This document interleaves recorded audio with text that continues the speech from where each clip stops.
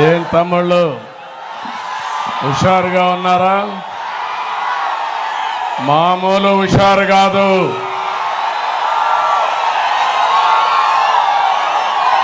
పాయకరావుపేట దద్దారిల్లింది.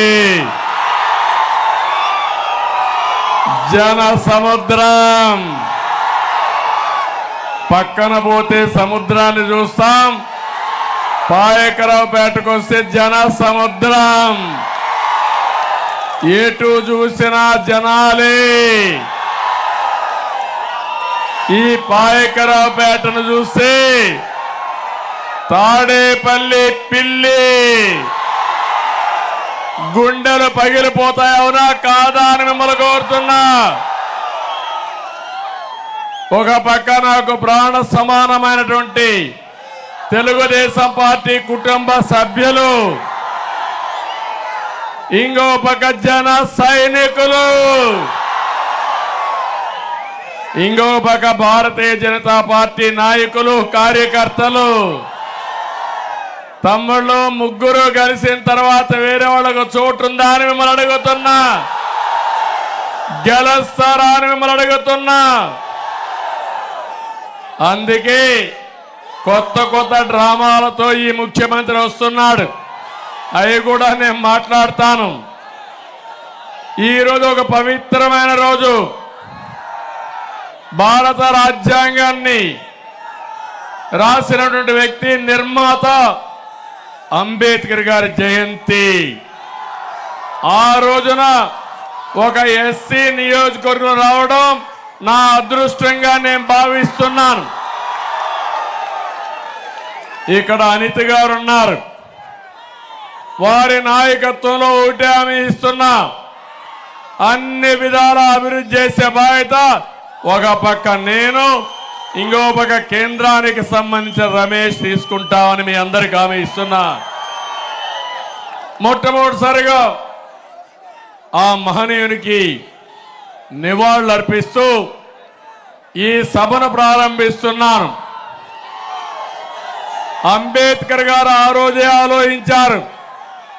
ఒక్క విషయం చెప్పాడు, రాజ్యాంగం ఎంత గొప్పదైనా దాన్ని అమలు చేసేవారు మంచివారు కాకపోతే ఆ రాజ్యాంగం మంచి ఫలితాలు ఇవ్వదని ఆయన ఆ రోజు చెప్పాడంటే జగన్మోహన్ రెడ్డి లాంటి దుర్మార్గుడు వస్తాడని అంబేద్కర్ గారు ఆ రోజే ఆలోచించారు. అవునా కాదా?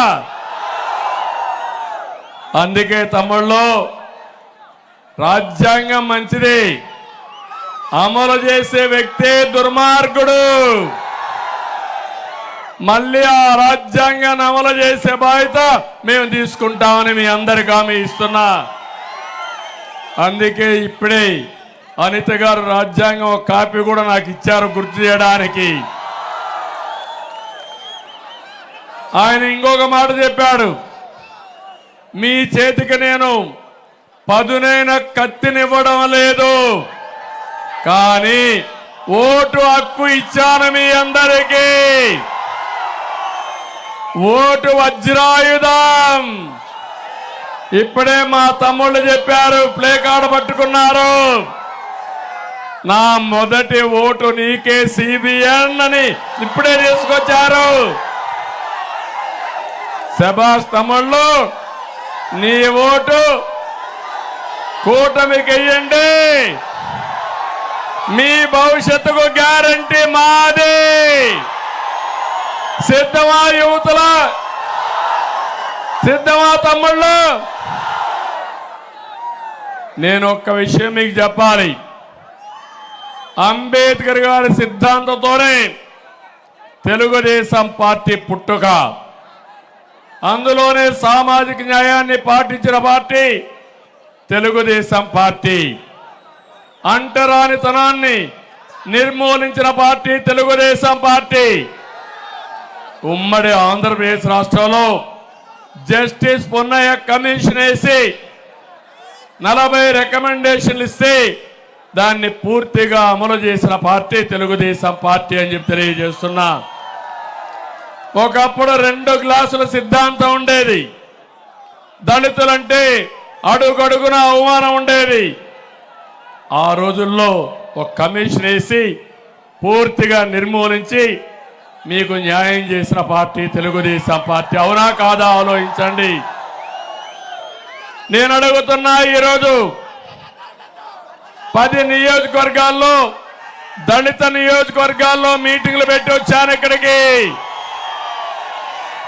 ఎక్కడ చూసినా ఇదే స్పందన.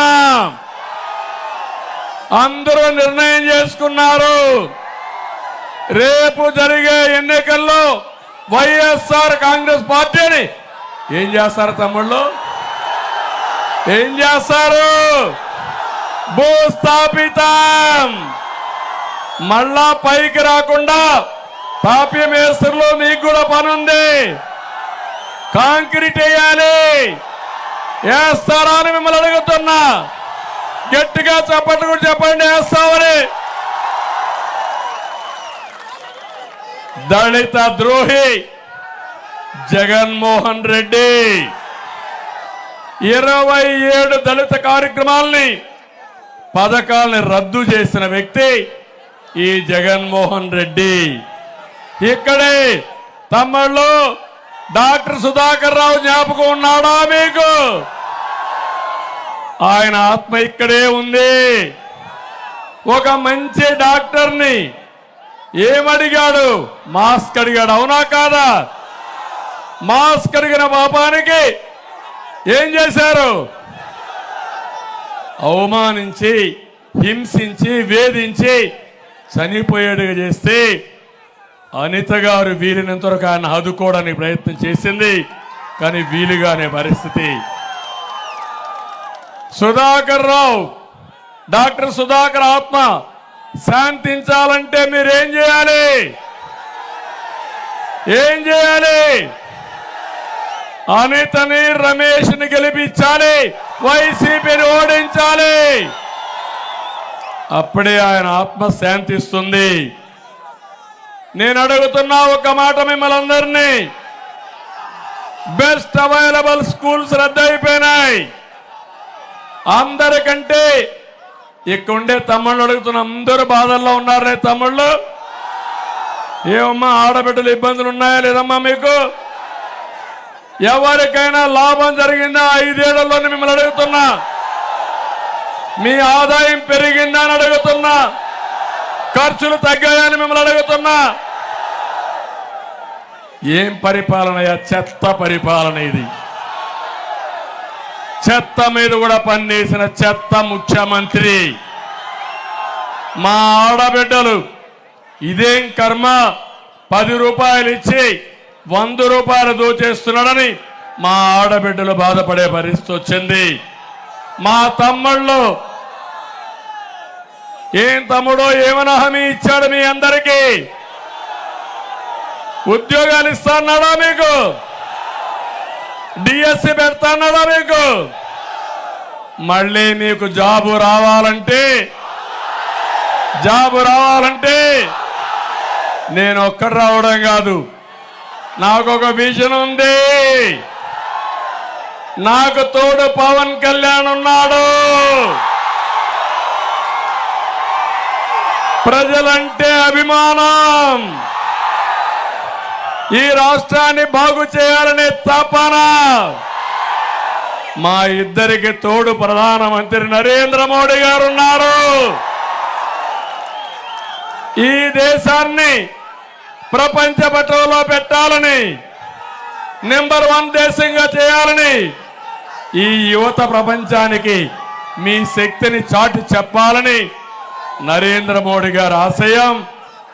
నా అనుభవం అదే మారిగా పవన్ కళ్యాణ్ యొక్క శక్తి అన్ని కూడా బలుపుకొని ఈ రాష్ట్రాన్ని నెంబర్ 1 రాష్ట్రం చేసే బాధ్యత మాదని మీ అందరికీ హామీ ఇస్తున్నా. మళ్ళీ మా యువతకు హామీ ఇస్తున్నా, తమ్ముళ్ళు విజృంభించండి. మీకు జాబ్ ఇచ్చే బాధ్యత మాది, కూటమిని గెలిపించే బాధ్యత మీది. సైకిల్ ఎక్కండి, 3 జెండాలు కట్టండి. తెలుగుదేశం, జనసేన, బీజేపీ. గ్లాస్ చేతిలో పట్టుకోండి. ఎవడైనా అడ్డం వస్తే ఏం చేస్తారు? గాజు గ్లాసుకి పదునెక్కించండి, కమలాన్ని కూడా ముందు పెట్టుకోండి. తమ్ముళ్ళు మీకు తిరుగుంటుందా? ఇంకా అది మీరు చెయ్యండి. మిమ్మల్ని అందరినీ అగ్రస్థానంలో పెట్టే బాధ్యత మాదని మీ అందరికీ హామీ ఇస్తున్నా. మీరు ఒకసారి చూడండి, తెలుగుదేశం పార్టీ అంబేద్కర్ గారికి భారతరత్న అవార్డు రావడానికి కృషి చేసిన వ్యక్తి నందమూరి తారక రామారావు గారు. ఆయన ఆధ్వర్యంలో ఆ రోజు ఏదైతే యునైటెడ్ ఫ్రంట్ ఉందో ఆ రోజు చేసే పరిస్థితికి వచ్చింది. నేను ఒకటే మీ అందరికీ హామీ ఇస్తున్నాను, ఇక్కడ బాలయోగి ఉన్నాడు, పక్క జిల్లాలో లోకసభ స్పీకర్గా చేసిన పార్టీ తెలుగుదేశం పార్టీ. ఎప్పుడు కూడా దళితుల యొక్క శక్తిని గుర్తించిన పార్టీ తెలుగుదేశం పార్టీ. అందుకే ఆడబిడ్డ అనితని మహిళా అధ్యక్షురాలే కాకుండా పార్లమెంట్ బ్యూరో మెంబర్గా చేశామంటే అది తెలుగుదేశం పార్టీకి దళితుల పైన గౌరవం.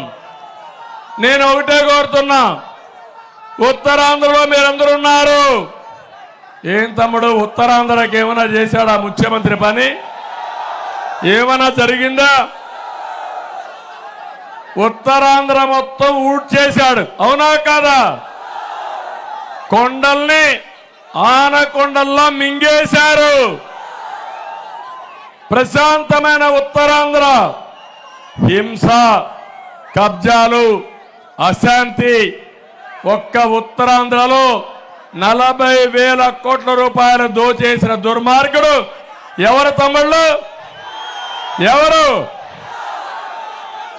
రిషికొండ ఆనకొండలాగా మింగేశారా లేదా అని మిమ్మల్ని అడుగుతున్నా. 500 కోట్ల రూపాయలు ప్యాలెస్ కట్టాడు విలాస పురుషుడు జగన్మోహన్ రెడ్డి. నీకు ఇల్లు కట్టించాడా నేను అడుగుతున్నా? వచ్చిందా అని అడుగుతున్నా. మీకు ఊర్లంతా కూడా కొత్త కొత్త ఊర్లే కడతా అన్నాడు, కట్టాడా? ఎంత ఇల్లది? అగ్గి పెట్టంత, అంతేనా? పడుకోడానికి అవకాశం ఉందా ఇంట్లో? కాళ్ళు దాపుకొని పడుకుంటారా మీరు ఆ ఇంట్లో? కట్టుకున్నాక ఏమయ్యారు మీరు? ఇప్పుడు అప్పుల పాలైపోయారా లేదా? ఇల్లు పూర్తయినాయా మీకు?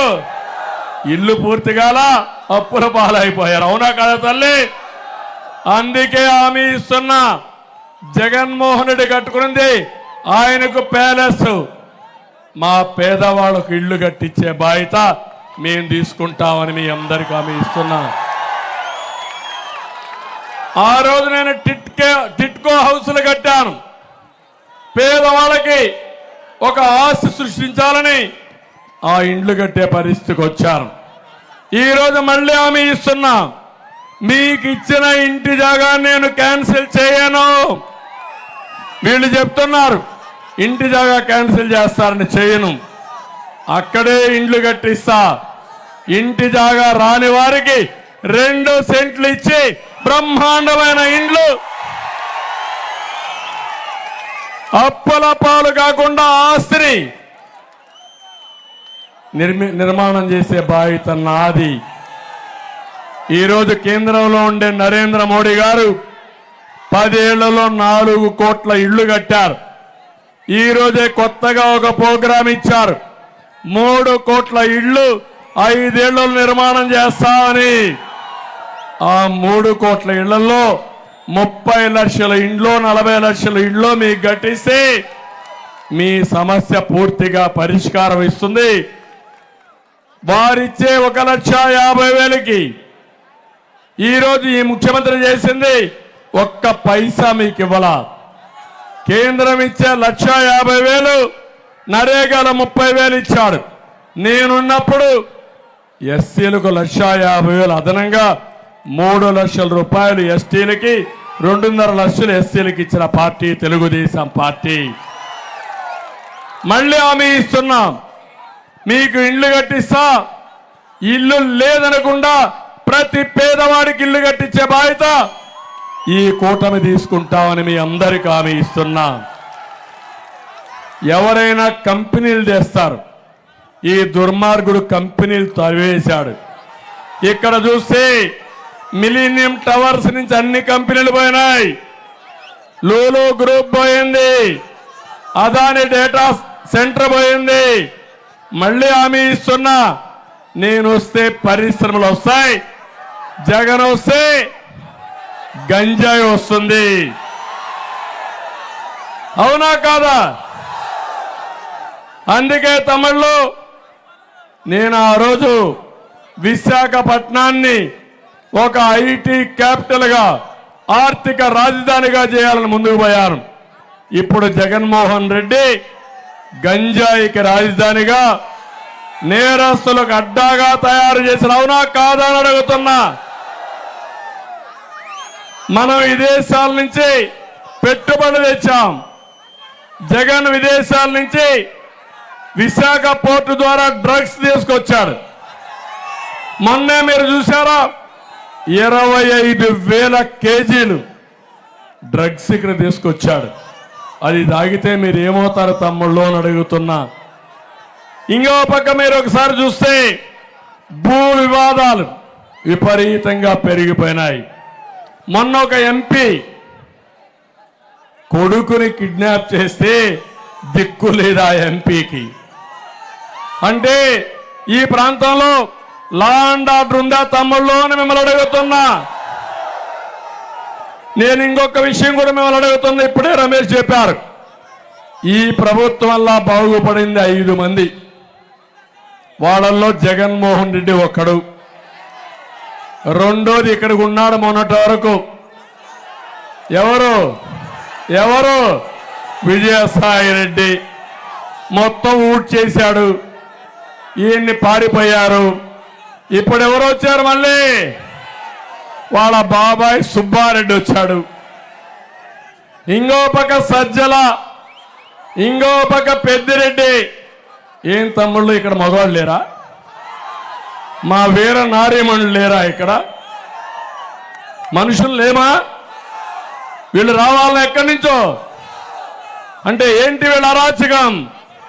అందుకే చెప్తున్నా, నేను ఈ ప్రాంతాన్ని అభివృద్ధి చేసి మీలోనే నాయకత్వాన్ని ఇచ్చే బాధ్యత మాదని మీ అందరికీ హామీ ఇస్తున్నా. ఇంకో పక్కన మీరు చూస్తే పేదవాడు అంటాడు ఈ ముఖ్యమంత్రి. ఏం తమ్ముళ్ళు కరెంటు ఛార్జీలు పెంచనన్నాడా? ఎన్నిసార్లు పెంచాడు? 9 సార్లు కరెంటు ఛార్జీలు పెంచారా లేదా? ఏం తమ్ముళ్ళు ఏప్రిల్ బిల్లు చూసారా? గుండె ఆగిపోయిందా? మీకు గుండె ధైర్యం ఎక్కువ. ఎంత బిల్లు వేసినా బరాయిస్తున్నారు. ఇంకో పక్క తమ్ముళ్ళు 3 సార్లు ఆర్టీసీ రేట్లు పెంచాడా లేదా? ఇంకో పక్క మా వాళ్ళలో కొంతమంది ఉన్నారు బాబు, మందు బాబులు, శారీరకంగా కష్టపడతారు,